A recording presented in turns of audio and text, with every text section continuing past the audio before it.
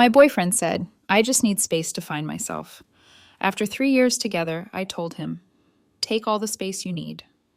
Half a year later, he texted, I miss you. I replied, I don't think you'll find me in that space anymore.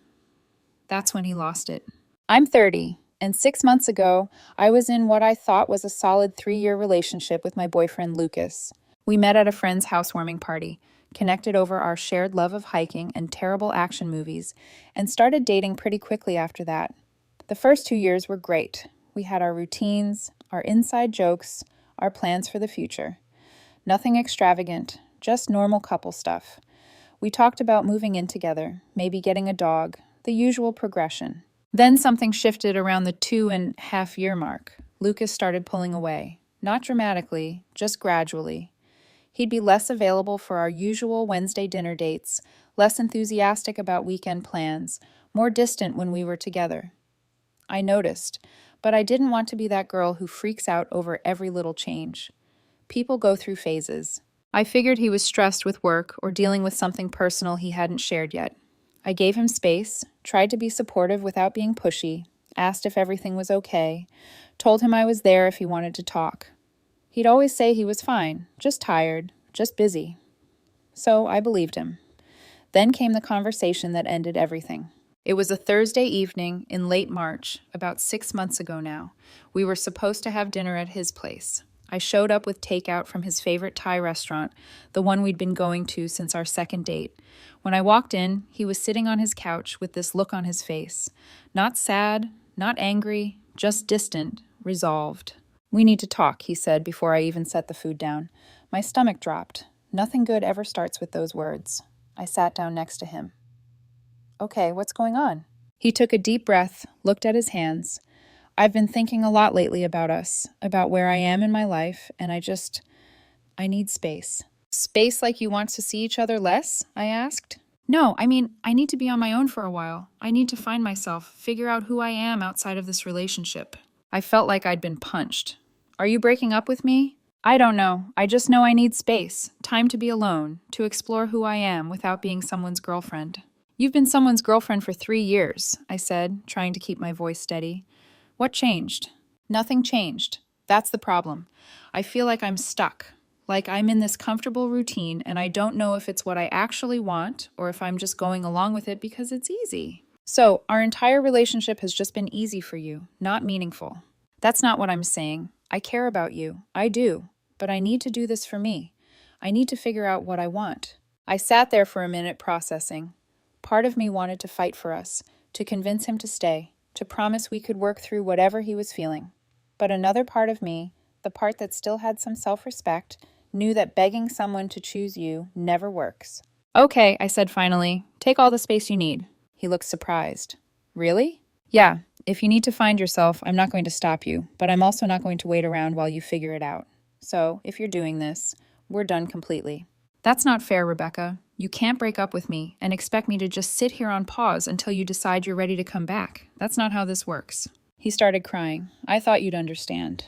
I do understand. You're not happy. You want something different. I get it, but I'm not going to be your backup plan. I stood up, left the takeout on his counter, and walked out. Didn't look back. Didn't wait for him to say anything else. Just left. Update 1. The first few weeks were brutal. I won't lie. 3 years is a long time to spend with someone, and suddenly having all that space where he used to be felt wrong. I'd wake up on Saturday mornings and instinctively reach for my phone to text him about weekend plans, then remember. I'd see something funny and think Lucas would love this, then remember again. But I didn't reach out, didn't check his social media, didn't ask mutual friends how he was doing.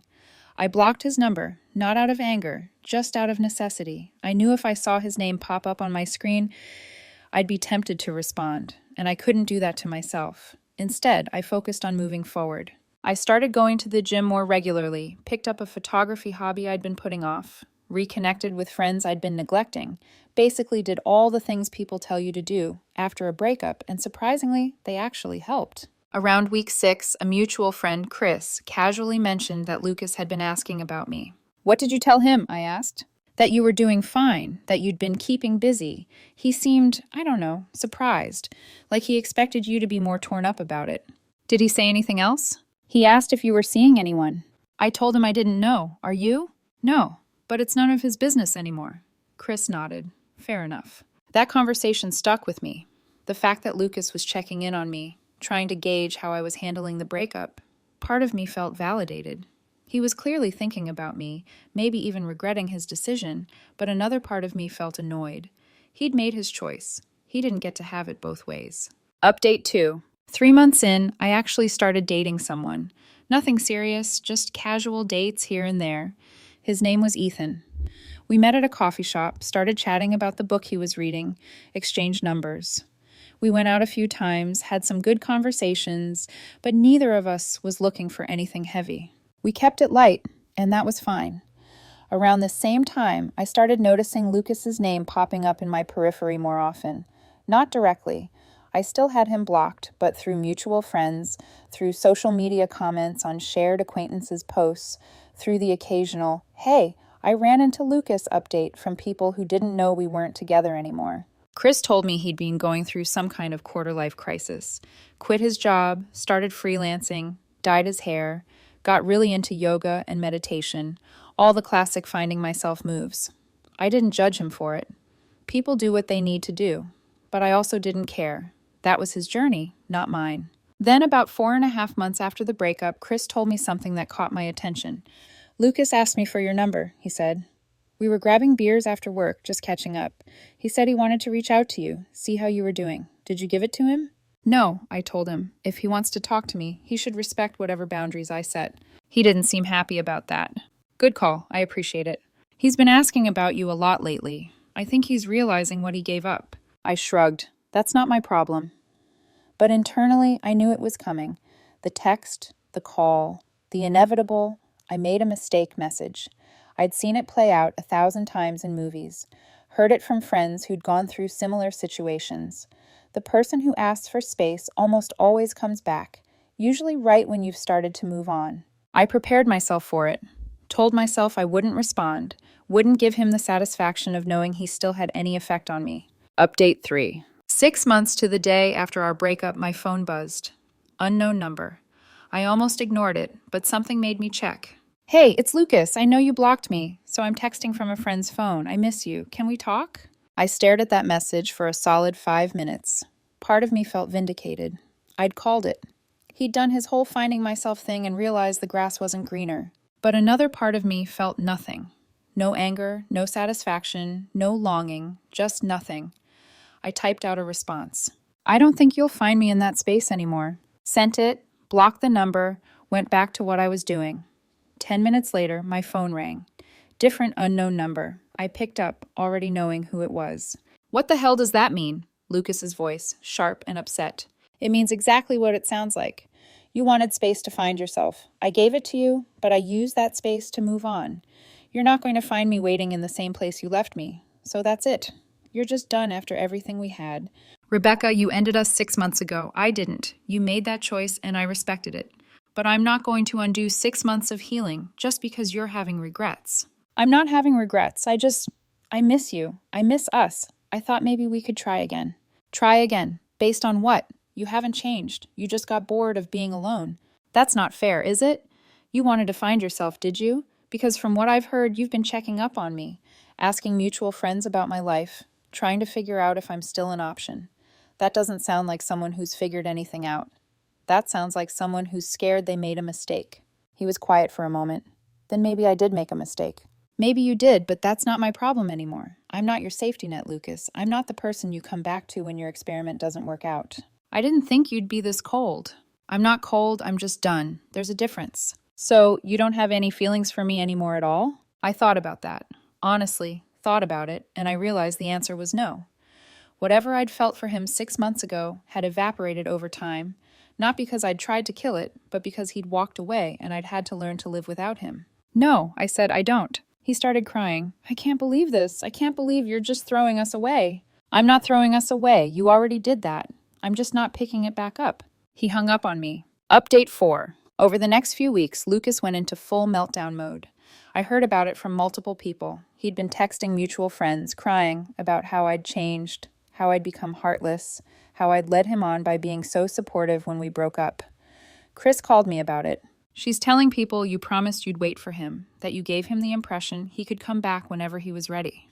I never said that. I explicitly told him I wasn't going to wait. I know you were there. I'm just warning you. He's spiraling. He's making you out to be the bad guy. Let him. People who actually know me know the truth. And that was the thing. The people who mattered knew what really happened. They knew Lucas had ended things, that I'd given him the space he asked for, that I'd moved on respectfully. Anyone who wanted to believe his version over mine wasn't someone I needed in my life anyway. Lucas tried reaching out a few more times. Different numbers, different approaches. One text was apologetic. I'm sorry for how I handled things. I just want closure. Another was angry. You owe me a conversation after 3 years. Another was manipulative. I'm not doing well. I really need to talk to you. I didn't respond to any of them. Eventually, the messages stopped. It's been 2 months since Lucas's initial I miss you text, 8 months total since the breakup. I'm doing really well. Ethan and I are still seeing each other, and it's evolved into something more serious. We're taking it slow, but it feels right. He knows about Lucas, knows the full story, and he's been incredibly supportive without being judgmental. Lucas, from what I've heard, moved to a different city, needed a fresh start, apparently. I don't know the details, and I don't care to. That chapter of my life is closed. I've learned a lot from this whole experience. I've learned that when someone tells you they need space, they're really saying they don't want you, but they want the option to come back if nothing better comes along. I have learned that respect for yourself is more important than clinging to something that's already gone. I've learned that moving on doesn't make you heartless. It makes you human. Lucas wanted space to find himself. I gave it to him. But in that space, I found myself too. And the person I found didn't need him anymore. Someone asked me recently if I ever think about what might have happened, if I'd fought harder for the relationship, if I'd begged him to stay, if I'd waited for him to come back. Honestly, people who truly want to be with you don't need to leave to figure that out. They just stay. Lucas made his choice. I made mine. And I'm happier now than I was in those final months with him when I could feel him slipping away but didn't want to admit it. I don't hate him. I don't wish him ill. I just don't think about him anymore. And that, more than anything, is how I know I made the right call. A lot of people are asking if I think Lucas actually went through some personal growth during those 6 months, or if he just got lonely. Honestly, I don't know, and it doesn't matter. Growth is great, but it doesn't entitle you to someone's forgiveness or a second chance. He burned the bridge when he left. The fact that he regretted it later doesn't rebuild it. For those saying I should have at least heard him out, why? What would that have accomplished? He already said everything he needed to say when he broke up with me. Listening to him try to take it back 6 months later would have just reopened wounds that had finally healed. Sometimes the kindest thing you can do for yourself is refuse to engage. I don't need to dwell on what might have been. I know now that letting go wasn't a failure. It was a step toward something better. I moved on, and in doing so, I found someone who actually wants to be with me. That's the difference.